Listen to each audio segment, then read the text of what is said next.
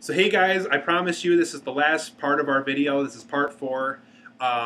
We talked about the first 6 Batman films already, and that Seth and I, we were just joking around a second ago, like what if Bill Murray was Batman and all that other stuff, but which would have been bad. But we're going to talk briefly about Dark Knight Rises. We're going to have a kind of a non-spoiler analysis of it in a way, and we're also going to talk about what we'd like to see in a Batman reboot, if it was ever rebooted in the future, like what Warner Bros. Is planning right now, and it would be called The Batman.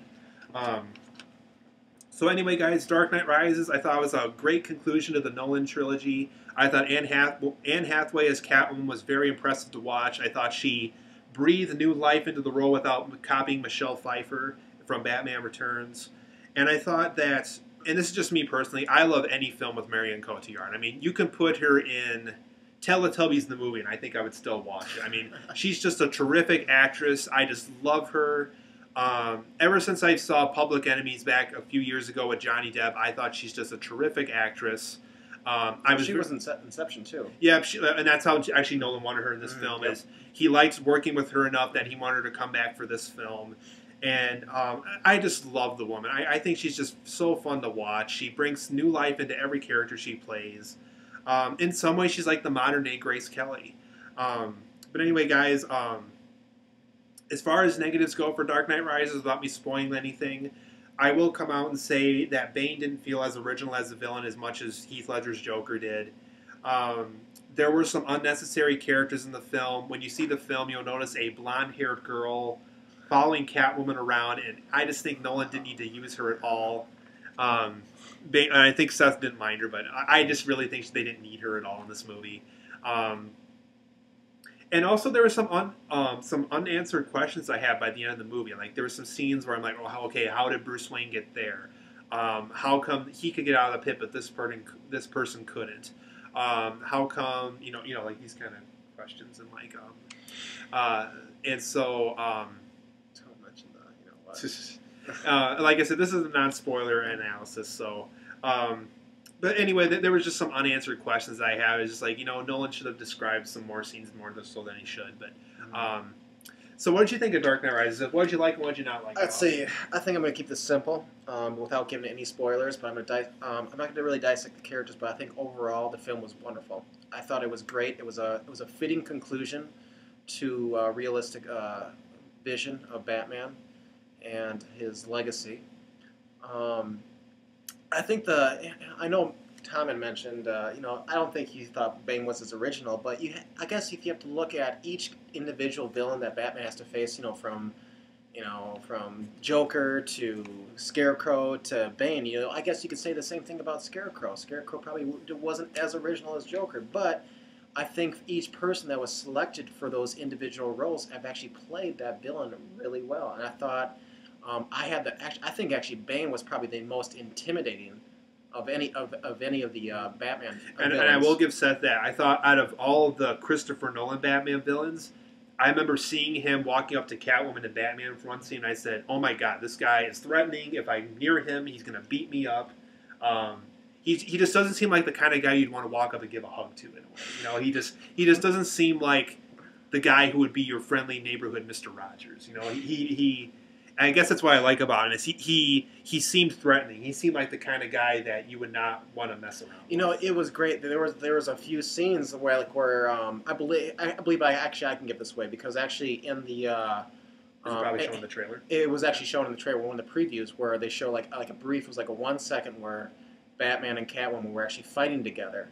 Mm-hmm. But anyways, just the idea that when Bane, like anytime, doesn't matter where he was coming from. Like even actually, like if he was like involved, like when he was like made his arrival, like when people were fighting, you just felt that it's like, oh crap, we need to get out of here, or like hey, like this guy's so intimidating, like he has so much brute force that he was just he's basically a force to be reckoned with, and I think he definitely was portrayed really well by Tom Hardy, and I thought it was a great character. So. Any other positives or negatives about Dark Knight Rises? No, I really can't think of any negatives. I mean, without spoiling it. So, Well, how did you feel about the unnecessary character of the blonde-haired girl that was with Catwoman? Did you feel like I thought she was there? Did no one really need her? Because and I guess that's thought, why I thought I can, it really yeah. for me it really doesn't matter because I remember in Batman the Yeah. animated series, I remember Catwoman, I believe, had like a secretary, but this wasn't really her secretary. Maybe it could have been like later on. Maybe that's how she became Catwoman's secretary because she was a friend. But I don't think she really wasn't a nuisance in the film. Yeah, she was added in, and I believe in the film, like her name was never even mentioned until you see like the end credits. And that's actually how I did, and I knew that her name was Jen because they didn't even mention her name was Jen. And it wasn't until the end credits where I said, "Okay, Juno Temple." She was just Jen. like just the icing on the cake where she was an add-on, but I think she was just that she didn't have like any, I wouldn't say like any key important role, but she was definitely an add-on. But I don't think it was just. I don't think she was a nuisance. I don't think she was a distraction at all. So I thought she was a good, add-on, with Catwoman's character, and I think for as a small stint in the movie she had, I think she did a really good job. So I guess if you guys really want to be nitpicky, I guess that's your opinion once you guys see the film. But I think overall, just little stuff like that, I thought they were fine to me, but. I guess for me it's open for interpretation. So with Nolan wrapping up his trilogy, with Warner Brothers wanting to make a reboot now called The Batman, Seth and I are going to briefly talk about who we would like to see direct the next Batman film if it's a franchise like what Nolan and what Burton and Schumacher did. Who we'd like to see as Batman possibly, what kind of villain we'd like to see possibly. So I'll actually let Seth talk because I have quite a few names and directors I would like to see attached to another Batman. I really can't think of any key directors or actors I would like to see Batman because for me, we've already seen. So was it one? Let's see. We've seen 3 directors. We've seen 3 directors. We've seen 4 guys play Batman. Well, taking 5 count. Adam West, which is he's God. Well, actually, no. There's Michael. There was Michael Keaton, Val Kilmer, George Clooney. George Clooney, so you're right. Christian There Bale, would be 5 live action Batmans, and then technically Adam West. Yep. So 5 live action. So 5, but I think definitely my favorite would be Michael Keaton and Christian Bale as the portrayals, but I really can't think of anybody else because I think Christian Bale did a wonderful job, but I just can't imagine anybody exceeding what he did. But you just never know. Mm-hmm. I could see someone bringing a more effective Batman voice because a lot of people didn't like Christian Bale's Batman voice because he was huffing and puffing. Everybody could do it. And it didn't represent Christian Bale as an actor. And even Michael Keaton, I thought even when he was in the suit, I want you to tell your friends about me. At least with that, he was threatening, but it wasn't Michael Keaton being Michael Keaton. It was Michael Keaton being Batman and not Michael Keaton being Bruce Wayne. Mm-hmm. So I think small things like that. So if another actor is hired, I would like them to go more the Michael Keaton route than the Christian Bale route in some ways. Mm-hmm. Even though Christian Bale, I will admit, was a very fun Bruce Wayne. I liked how. Even in Batman Begins, you know what? I'm buying this hotel. Let those girls do what they want. I think of course, in this Christopher Nolan universe, as Christian Bale playing Batman, I think he definitely had his one-liners. Mm-hmm. And they feel appropriate. They're not Joel Schumacher. And they did. I don't think they were true one-liners. You look back and you laugh at the guy for saying oh my gosh, he said a one-liner. Of course, if you look at Arnold Schwarzenegger playing Mr. Freeze, the Iceman cometh. He's got several one-liners, but I think they were at times. I think they were very appropriate, and I think just overall, I think he did have I think Christian Bale as an actor, playing Batman and Bruce Wayne, he brought in his own personality, to portray this character. I mean, actually, there's these multiple characters. So I think he did a wonderful job. Like I said, I really can't think of anybody who else could possibly play Batman, but what I would love to see eventually as a villain would be the Riddler. And I remember when this the last film for Christopher Nolan was actually in talks. They were originally originally use Johnny Depp as the Riddler. Or Philip Seymour Hoffman as Penguin. That was really? another option too. But I guess we've already seen the realism version of Gotham City and Batman, and I thought that was wonderful.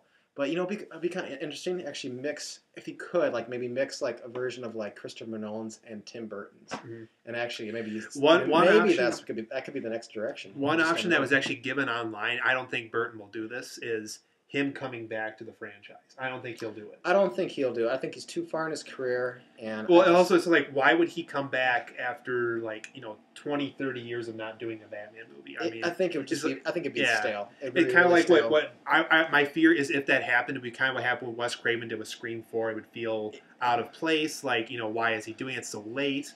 Kind of like what Ridley Scott's been doing. A bad love letter. Yeah. Okay, I was telling Seth about this earlier. If I really had to name one director off the top of my mind who would be really good, simply because his vision is dark enough, I think he would make it comic booky enough where it didn't feel too much like a comic book, but not too much like Nolan's version, will be David Fincher.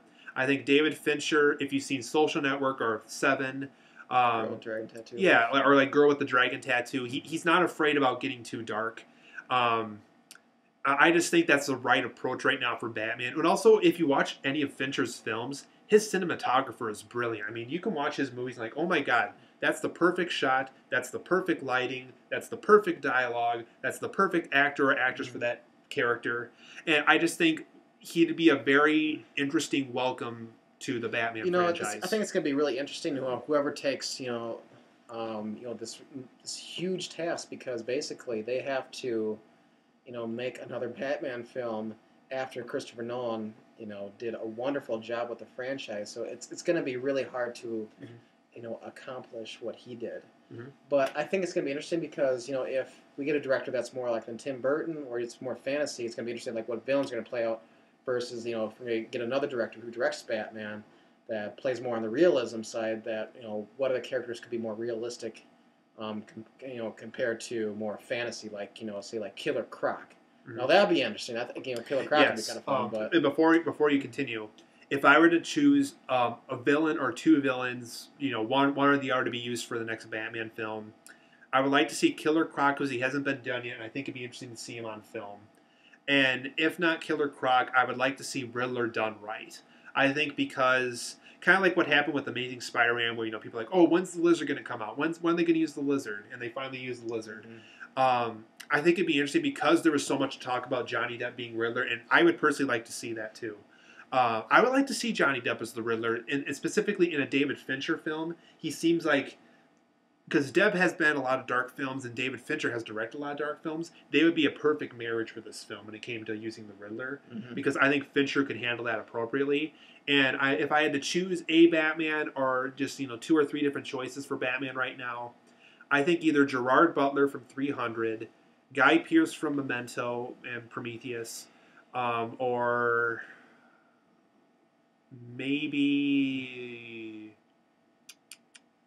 some people thought Michael Fassbender would be a good choice. I think Gerard Butler could do it. I think there's enough ladies out there that think he's attractive enough, and he's played a lot of dark roles, like in Law Abiding Citizen. He'd be the charming Bruce Wayne. Yeah, and also because his 300 voice is so well known, kind of like with Christian Bale's Batman voice, I think it'd be kind of interesting to see him in a Bat City being like, "This is Batman City" or something like that. Without that. Yeah. And, I'm not a huge Gerard Butler fan, but I think he just seems like the kind of actor that would perfectly fit Bruce Wayne if I had to pick one right now. So who would you pick, Seth, and who would you choose as a director? As a director? Oh, gosh. And you said Killer Croc was your choice for villain, right? Probably Killer Croc. I'd like to see the Riddler. I don't know if you guys knew, but in Batman Begins, I know Zaz was actually mentioned once. I think he actually worked for Ra's al Ghul. I believe he did, but he was actually more of a minor role villain. But I think it'd be kind of cool to see him in the new Batman film. It's tough to say. Let's see. Probably name a favorite actor with dark hair. How about that? Favorite actor with dark hair. Oh, favorite actor that's been in a dark movie that would fit Batman tentatively for now. No, I really can't say. I mean, without trying to be sound too cheesy. I guess I really haven't given a lot of thought. But I'm sure the next person that who is going to play Batman, I'm sure they're going to do a good job. I think like I said, Christian Bale did a good job, but I think someone can actually do a lot better than Christian Bale. So it'll be interesting how the next director actually picks his character for the film. Do you think Fincher would be a good choice, or not really? I think David Fincher. I think from what you discussed, I think I think he could be a really good director based on like the fantasy versus realism. So that was our Batman series discussion, guys. Hope you liked it, and we are going to try to do another video soon. See you later.